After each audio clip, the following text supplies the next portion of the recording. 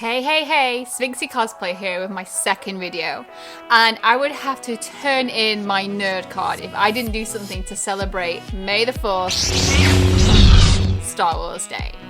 So today I've challenged myself to make a cosplay in a day of my childhood icon, Princess Leia.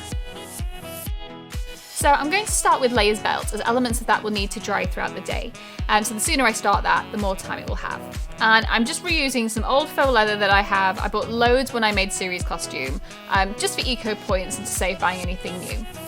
Now her belt sits quite high on her, around her waist, so I'm going to find that spot on myself and measure it, and then copy across that length onto my fabric and draft in the pointed centre that she has as well. Chop that out, and then I'm going to check it fits right on me and that I've left enough at the back to add in a fastening later. Now for the metal plates, I'm just transferring across the shape of my belt to make sure that I keep my metal plates the right size, and then I'm roughly sort of drawing in the centerpiece. I mean, there's loads of guides online, so I used one of those as a bit of a template. Cut it out and again check that it fits nicely onto my belt. For the rest of the plates, I want to make sure they're identical, so I've made a template out of card, so roughly worked out the size of each piece and then folded it in half and in half again to make sure that the corners are all symmetrical as well. I can use that template to transfer it onto foam and cut out, and I've got all my plates the right size and the right shape. For the studs that go at the centre of each piece, I've taken a cookie cutter and I'm sharpening it with my grindstone so that I can actually use that to punch some of the circles out of the EVA foam. And I'm simply sticking these on with PVA glue. I probably could have used contact cement, but I didn't want to risk too much of it kind of oozing out. I'm not very good at being precise with contact cement, so we've gone with PVA for now. Last job for this morning on the belt is to just cover the whole thing with a few layers of white acrylic, just to kind of make the colour match a little bit more like the reference photo. And now we can leave all of that to dry until later.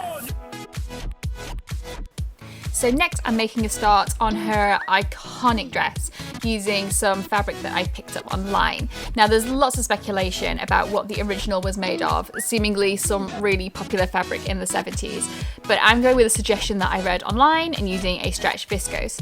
The most important thing is making sure that it's something that's got a nice drape to it and something that's going to be wide enough to go from wrist to wrist to make sure we don't have any shoulder seams in the dress.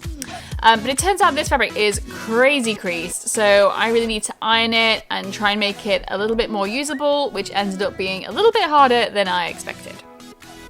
So with a bit of help, I have taken my measurements and done some precise calculations to work out the shape of my pattern and how long each piece needs to be. And I'm folding my fabric into quarters so that, again, we don't have any shoulder seams, but I'm still cutting it on the fold and making my pattern symmetrical. And I'm transferring across my measurements onto the fabric, and I cut it, and I really hope this is going to be right because I don't actually have enough fabric to make a second attempt. Thankfully it is. So I've got some nice bell sleeves that fit, I've got a tight neckline, and I've got a nice drapey skirt. It's looking right, it's fitting well. I'm getting Major Kate Bush vibes from this thing. Okay, it's actually going to look a little bit more like this, and yeah, that's looking good. So to finish this super simple design for the dress, I'm just going to pin the sides. So from the wrist, pinning up into the armpit, down the skirt to where the hem will eventually be at the bottom. And I'm just stitching it up. And now I've got the start of my dress. Before I break for lunch, I'm swapping back to my belt. And now that the PVA is dry, I'm going to go ahead and seal the metal plates with spray from Polyprops, just coating it a few even thin layers over the next hour. What I didn't count on is the ink in my belt showing through the paint. No! Rather than try and add more layers and just hope the ink disappears, I decided to cut my losses and make a new belt. So I used belt number 1 as a template to cut out belt number 2. Seems to look right, so I go ahead, paint it white and leave that to dry. So straight after lunch, I'm switching between a few different jobs, starting with the dress.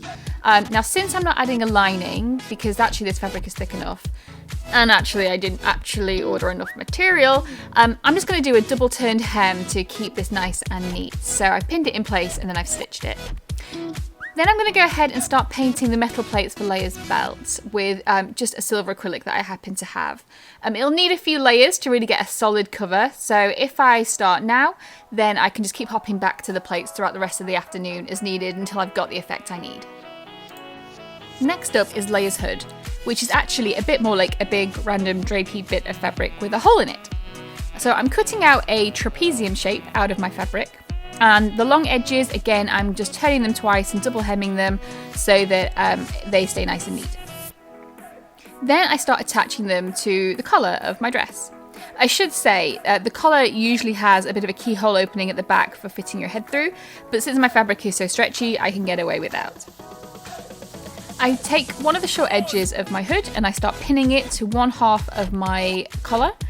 And I use the divide and conquer method to make lots and lots of tiny pleats. So each time I just find the center point of my fabric and pin it in place.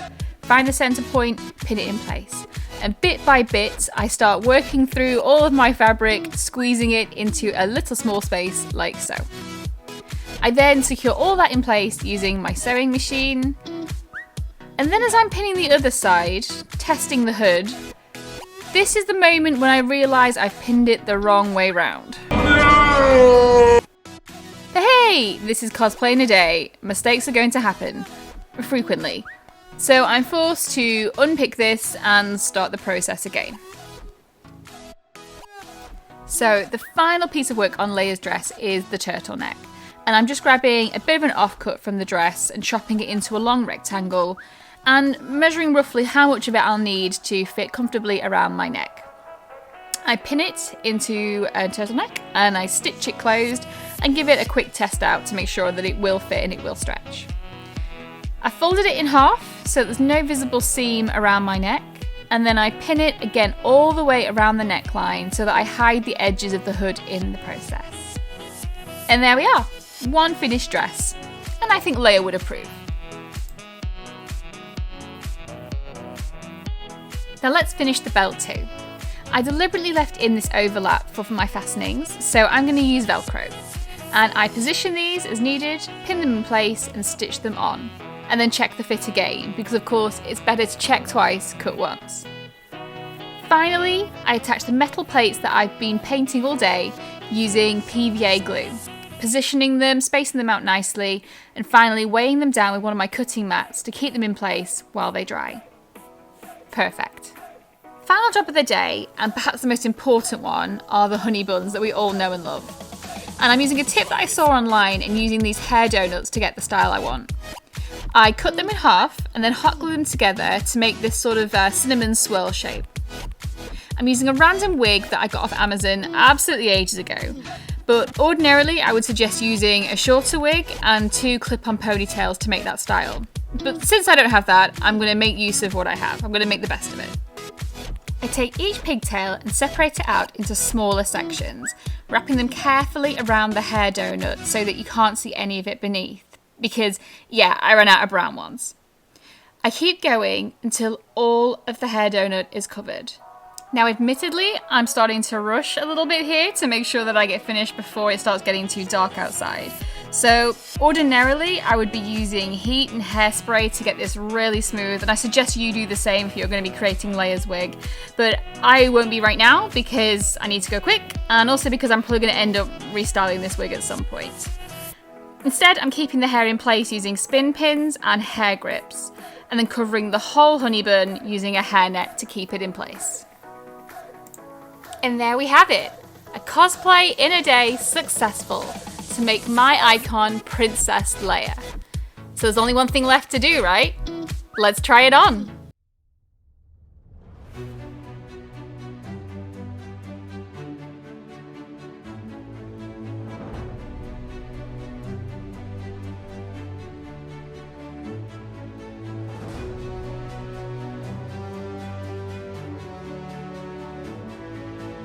Obi-Wan Kenobi, you're my only hope.